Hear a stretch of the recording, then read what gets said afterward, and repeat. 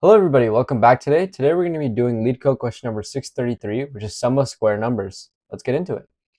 So let's get into this iPad explanation here. So what this question gives us is that there's an input that's a number that's denoted by this letter C.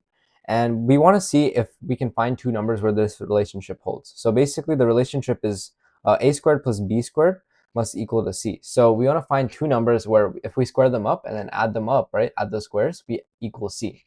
So let's find out how this works, right? For c is equal to 5, we can have a is 1 and b is 2, right? Because that means 1 squared plus 2 squared is equal to 5, which is true. But if you try c for 3, you see that there's actually no two numbers where this actually occurs. So this is actually not possible. And if it's not possible, we return false. So essentially, we want a Boolean output, right? So true and false.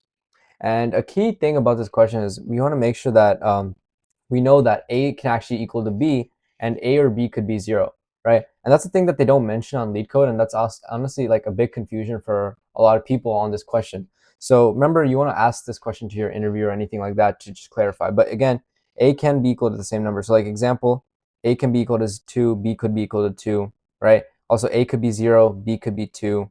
Same thing, A could be 0 and B could be 2. I'm just giving out random numbers here, but I'm just showing you these three cases, and this is a valid case. So how do we go about doing this? First things first, maybe we think with the brute force, right? One thing is like we want to find something summing up, and we have two numbers. So maybe we can run like a double for loop. So maybe we could do like for I to 0 till C, right? Because that's like the max number that we have. And then I or J from 0 to C as well. Again, start from 0 here because A and B can both be 0. So that, and then we check if I times I plus J times J is equal to C. If that's the case, we just return true, right?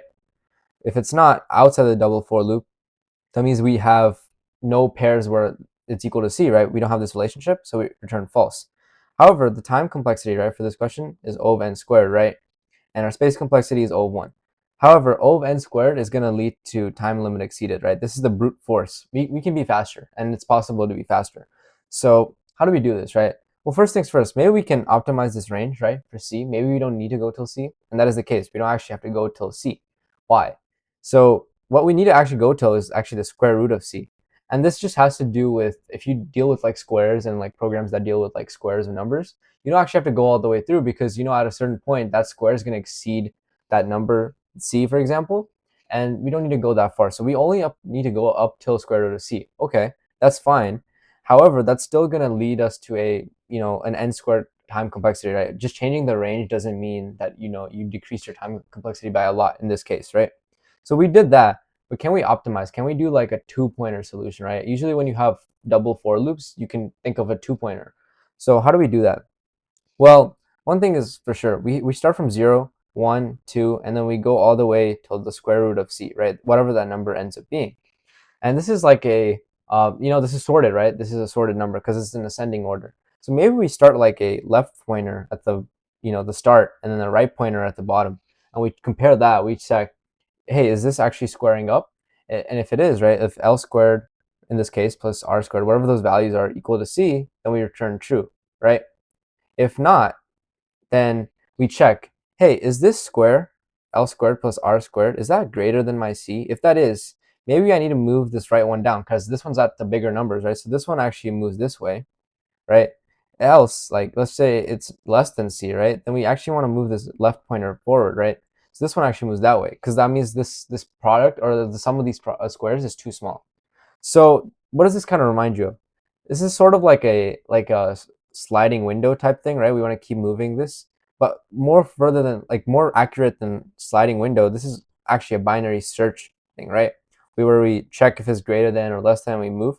We're not technically doing binary search necessarily here. We're not like splitting the range into half or anything, but this is sort of like the concept behind like binary search, right? We want to decrease the range.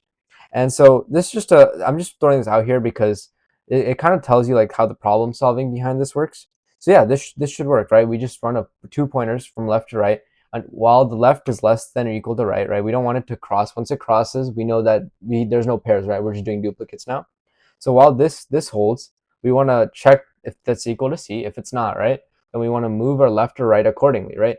And thing to keep in mind here is these numbers can get big. And since I'm using C++ here, I'm going to actually use long int. And this is like the biggest like integer data type, if you want to think about it that way. So we want to use the largest one possible. And yeah, largest one in your language, whichever language you're using, but the concepts will apply to any language. But anyways, let's get into the code. Let's get into the code here. So first things first, remember I'm using C++, but you could use any language. For the data type for that pointers thing that we talked about, I'm going to use long int, which is basically like the largest possible like integer type data type that C++ has. So make sure to use the largest one in your language. And so here we're going to initialize this left pointer, right, to equal 0, and then this right pointer to equal the square root of c. It's basically like what we talked about in the iPad explanation. But yeah, it's the same thing, right? We just have left equal to c, because remember, it can be c, even though, LeetCode doesn't do a really good job of explaining it. And then also we want to make sure that right is square root of c and not c itself, because we don't need to go for that whole range, right? We know that the max that these values could be is the square root of c. So that's why we have that. Then we have this while loop, right? And then we go until the left and right pointers don't cross over, which is left is less than or equal to right. And we need this equal to case because left and right can be the same, right? We talked about how A and B can be the same. Then that's what this is actually handling. One more thing is, like, once this while loop ends, if there's once it ends, we know that there's actually no pair that satisfies this relationship. So we just return false here. It's not possible after this while loop. Then we check if left times left, right? These are, and I'll explain this in a bit, but basically if this relationship holds, because it should be true. This relationship holds, which is essentially depicting this, right? A squared plus b squared is equal to c, then we return true. And here, remember, left and right aren't like, I know I'm calling them pointers, but they're not like array pointers. They're not pointing to like an index. These are actually the values themselves. These are our a and b, right? Instead of doing that double for loop structure, we're just doing this. So yeah, these are the actual values. Then I'm going to copy this expression right here. But basically, if the product turns out to be greater than c, then our right is too big. Like the right value is too big, so we're going to decrement it.